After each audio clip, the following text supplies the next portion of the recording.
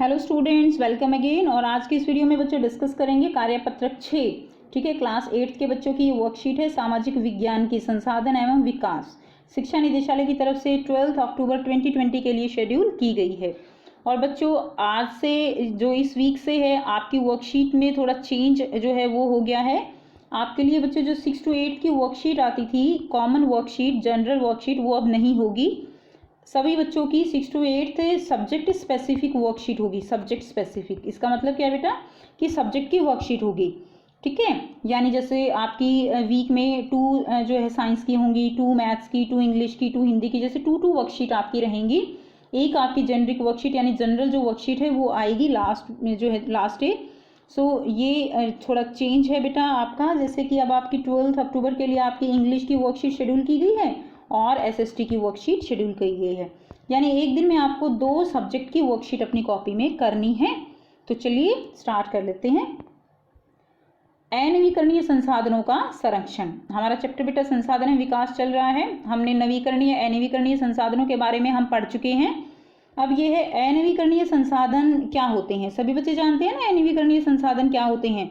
तो इसमें हम पढ़ेंगे कि उनका संरक्षण हम कैसे कर सकते हैं, यानी उनको कैसे हम बचा सकते हैं।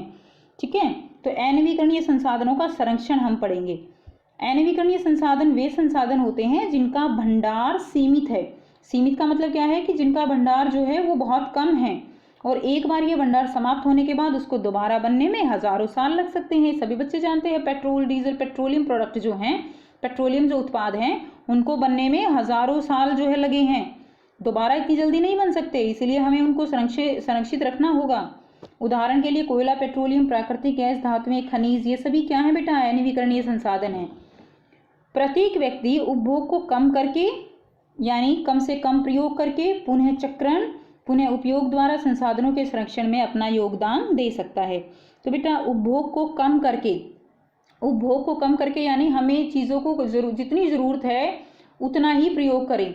ठीक है, कम से कम उन चीज़ों का हमें प्रयोग करना चाहिए ताकि उनको हम संरक्षित रख सके। जैसे अगर हमें थोड़ी दूर पर जाना है तो कार, स्कूटी, बाइक ना लेकर हम बाइसाइकिल या पैदल भी जा सकते हैं, बाइसाइकिल का यूज़ कर सकते हैं। तो इस तरह हम उनका प्रयोग कम करें जिससे कि पेट्रोल बचाया जा सकता है। उदाहरण के तौर पर पुनः चक्रण की अगर हम बात करें तो पुनः चक्रण का मतलब क्या है कि जैसे कोई चीज़ वेस्ट हो गई है हमारी, ठीक है, तो उसको ऐसे बाहर फेंकने की बजाय कि उसके जंग लगता रहे, खराब हो जाए, गल जाए। जैसे मान लीजिए लोहे की कोई वस्तु है तो उसको हमें जो बेटा कबाड़ी वाले होते हैं उनको हमें दे देना चाहिए। वो हमारे बहुत बड़े हेल्पर हैं हमारे पर्यावरण को साफ रखने में। ठीक है, तो वो क्या करेंगे, वो उनको फैक्ट्री तक सही जो जगह है चीज़ों की वहाँ तक पहुँचाएंगे जिससे कि वो पुनः चक्रण उसका हो सके और नई चीज़ बन सके। लोहे की कोई वस्तु है उसको गला देते हैं फिर नई चीज़ बना देते हैं, तो वो क्या कहलाता है, पुनः चक्रण। उसके बाद देखिए पुनः उपयोग द्वारा संसाधनों के संरक्षण में योगदान दे सकते हैं। पुनः उपयोग क्या होता है, कोई चीज़ वेस्ट हो गई है, उस पर्पज़ के लिए जिसके लिए उसको लाए थे उसके लिए तो वो यूज़ नहीं हो रही है, लेकिन उसको हम किसी दूसरे पर्पज़ के लिए यूज़ कर सकते हैं। और ऐसा बहुत बार घर में होता है कि कुछ चीज़ों को हम जो है फेंकने की बजाय उनका दूसरी तरह से यूज़ कर लेते हैं। ठीक है, जिसको हम बेस्ट आउट ऑफ वेस्ट भी कहते हैं। जो भी वेस्ट है उनसे बहुत अच्छी अच्छी चीज़ें हम बना लेते हैं, कांच से बना लेते हैं, तो वो क्या होता है, पुनः उपयोग।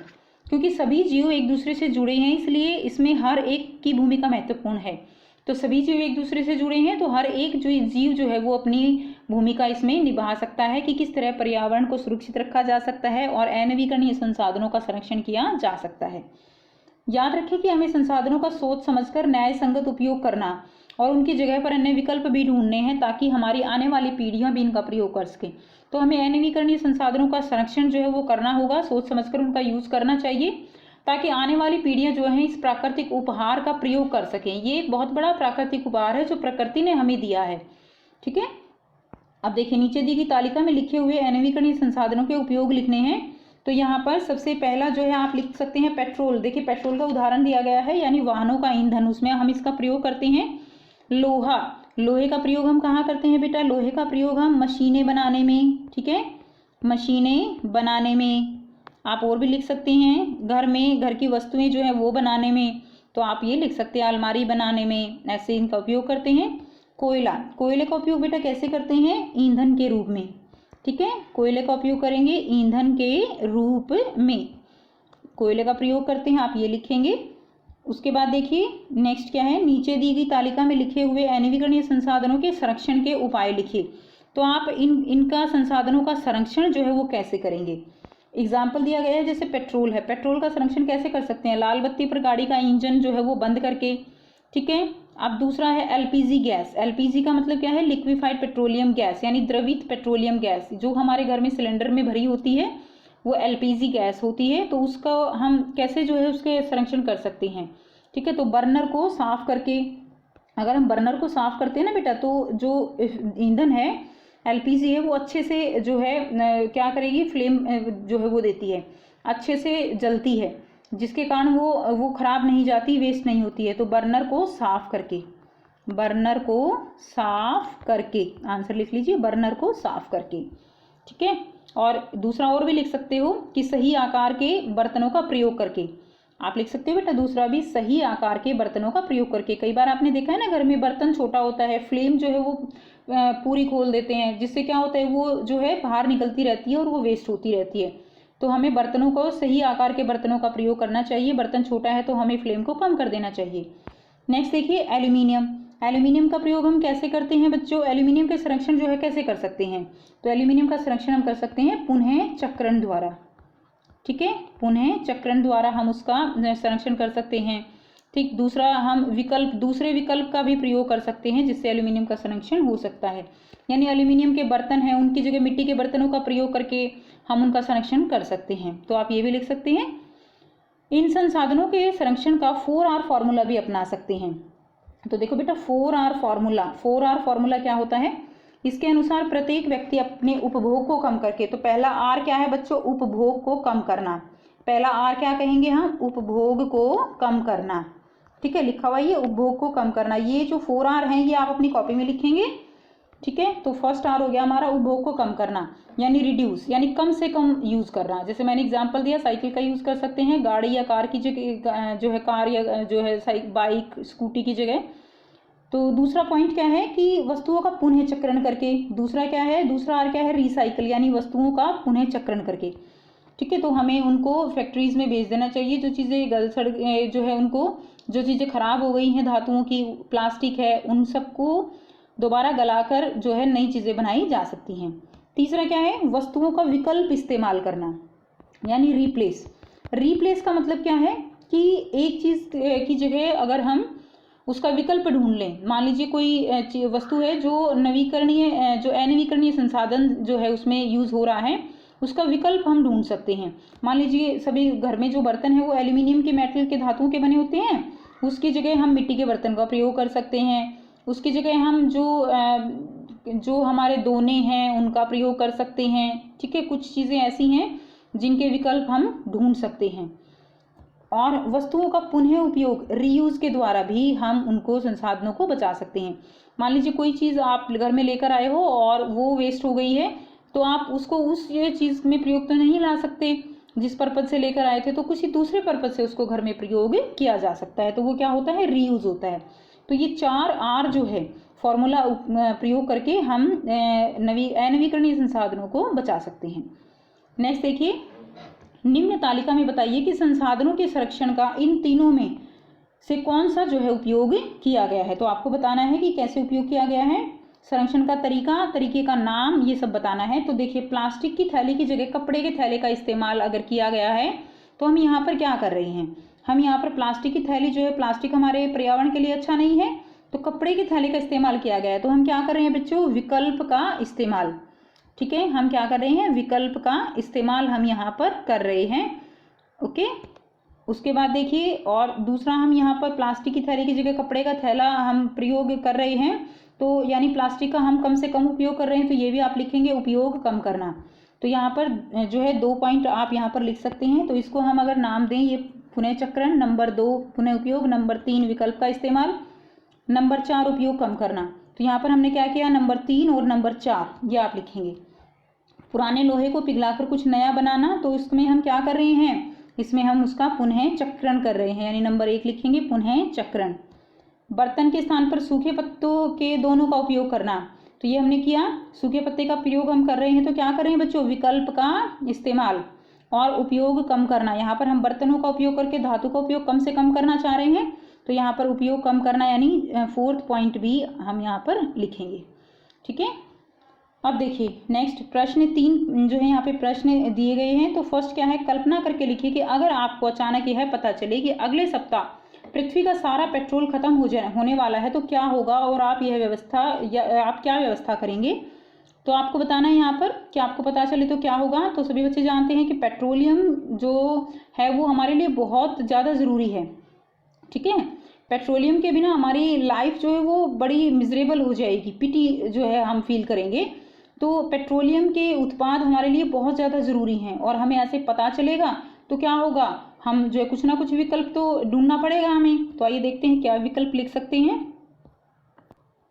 तो देखिए बेटा, अगर पेट्रोल समाप्त होता है तो यह हमारे लिए क्या होगा, यह हमारे लिए बहुत ही चिंता की बात होगी, क्योंकि बहुत सारी मशीनें, वाहन, ये सब किससे चलते हैं, पेट्रोल से चलते हैं। तो अगर पेट्रोल समाप्त होने की स्थिति में हम क्या कर सकते हैं, इलेक्ट्रिक वाहनों का इस्तेमाल कर सकते हैं, बैटरी चालित रिक्शे का इस्तेमाल कर सकते हैं, और साइकिल जो है, साइकिल का इस्तेमाल सबसे अच्छा विकल्प है। तो बेटा जो पेट्रोलियम जो अगर ख़त्म होता है, पेट्रोलियम से बहुत सारे उत्पाद हमें मिलते हैं, एलपीजी है, ठीक है, जो प्राकृतिक गैस है, डीजल है, तो ये सब समाप्त हो जाएंगे अगर पेट्रोलियम समाप्त होता है तो ये कुछ विकल्प हैं। कुछ विकल्प आप अपने पास से भी लिख सकते हो। नेक्स्ट क्वेश्चन देखिए, सेकंड क्वेश्चन क्या है, आपके घर में धातुओं से बनी कौन कौन सी चीज़ें इस्तेमाल होती हैं, यदि पृथ्वी से सारी धातुएं समाप्त हो जाएं तो क्या होगा।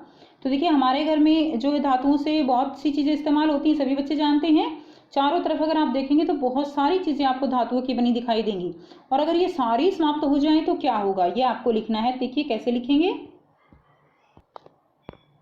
मेरे घर में धातु की बनी बहुत सारी चीज़ें हैं, जैसे कि पंखा, ठीक है, और उसके बाद बेटा बर्तन है, ठीक है, कूलर, मोबाइल, घड़ी, अलमारी आदि।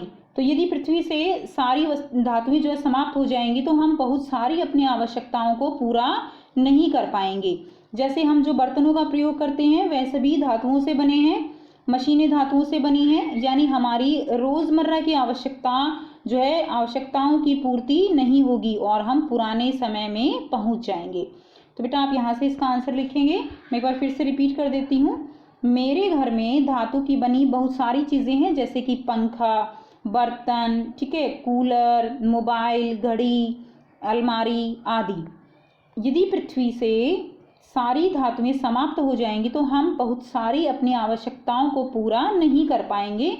जैसे हम जो बर्तनों का प्रयोग करते हैं वह सभी किससे बने हैं, धातुओं से बने हैं, लिख लीजिए। मशीनें धातुओं से बनी हैं और यानी हमारी रोज़मर्रा की आवश्यकताओं की पूर्ति नहीं होगी और हम पुराने समय में पहुंच जाएंगे। नेक्स्ट क्वेश्चन देखते हैं।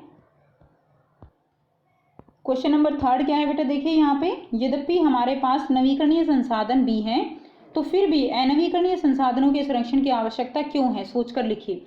तो हमारे पास बेशक नवीकरणीय संसाधन है, लेकिन फिर भी हमें अनवीकरणीय संसाधनों का संरक्षण जो है वो करना है, और उनकी आवश्यकता किस लिए है। तो देखिए बेटा इसका आंसर कैसे लिखेंगे,